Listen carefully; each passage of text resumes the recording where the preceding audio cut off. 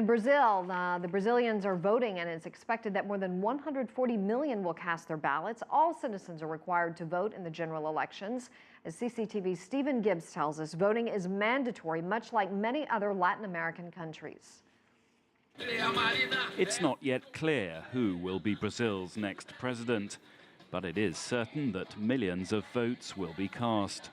Voting is compulsory here, and most of those that we spoke to in this Rio square seem to think that that is a good thing. People would just spend Sunday drinking beer if they didn't have to vote, said this man. This woman agreed that a degree of compulsion is needed in this notoriously laid-back country. The Brazilian people doesn't want to go, but they prefer to stay in the beach. Some people say that it's against free speech. You should have the freedom not to vote. In a country where you don't have high education, you have to have this so people learn about the process.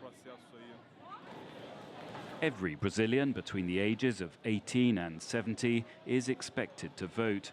Those that don't have problems applying for a new ID card or passport unless they pay a token fine.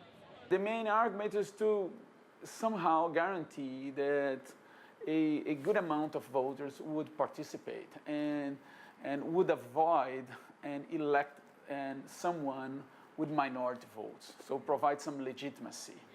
But the professor believes the time has come for a rethink. Democracy is a matter of choice, right? You have to choose your representatives, right?